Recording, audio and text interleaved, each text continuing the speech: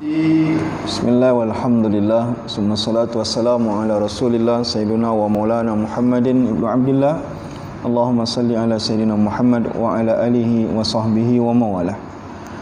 Dalam video yang singkat ini kita akan menjawab satu pertanyaan yang banyak berkembang menjelang lebaran ini, yaitu hukum menukarkan uang di pinggir jalan. Masalah ini banyak diperdebatkan, ada yang mengatakan riba, ada yang mengatakan tidak riba.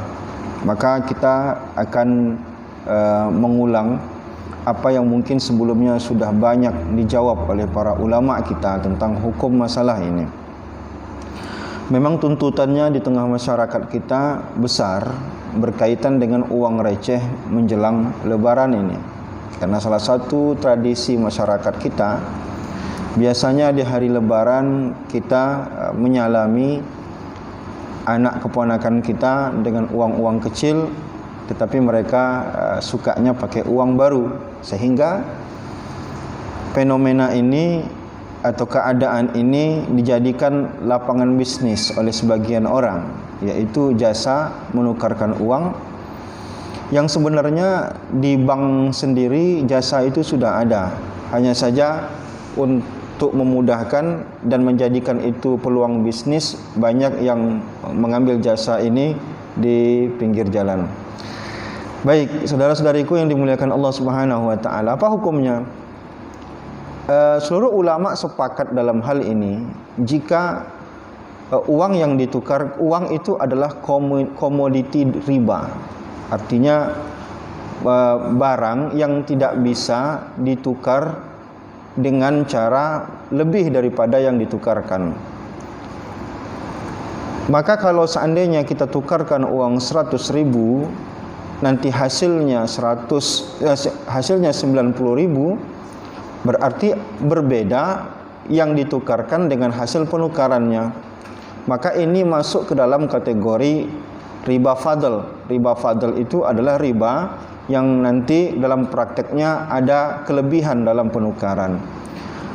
Berbeda dengan penukaran uang asing, pembelian uang asing, karena ada kursnya, tidak bisa kita samakan. Nah, kalau sama-sama rupiah, maka jumlah penukaran itu dengan yang ditukarkan itu harus sama. Jika berlebih atau berkurang, maka dia masuk dalam kategori riba fadl, dan itu termasuk dosa besar. Dan kami menyarankan kepada siapa saja untuk menghindari itu, karena tujuan daripada penukaran uang itu untuk disedekahkan. Jangan sampai kita sebelum bersedekah sudah terlebih dahulu mendurhakai Allah Subhanahu wa taala. Maka jalan keluarnya apa? Jalan keluar yang pertama adalah pergilah ke bank, karena di bank jasa itu ada. Yang kedua, kalaupun harus, maka disiasati dalam akadnya. Maka buatlah dua akad. Akad pertama akad penukaran, akad kedua akad jasa. Akad penukarannya jangan sampai berbeda uang yang ditukarkan dengan hasil penukaran. Jadi buat dua akad. Pertama kita akad penukaran. Yang kedua setelah itu, karena orang itu menggunakan jasa, waktu dan juga ongkos dan segala macam, maka kita bayar jasanya. Jadi dibuat dua kali. Pertama kita tukarkan 100.000 dengan uang receh yang hasilnya juga 100.000. Setelah akad penukaran itu selesai, maka kita kasih dia 10.000 atau 20.000 sebagai jasa, karena dia juga karena dia juga pakai tenaga, waktu dia habis untuk menukarkan uang itu ke bank.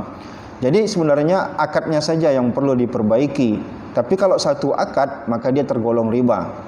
Maka untuk mensiasati itu, buatlah dua akad agar ribanya terhindari. Mudah-mudahan dengan cara seperti itu kita dapat bersedekah di hari raya, memberikan uang kepada anak keponakan kita, dan uang itu bersih, tidak mengundang dosa untuk kita. Saya rasa itu. Terima kasih. Assalamualaikum warahmatullahi wabarakatuh.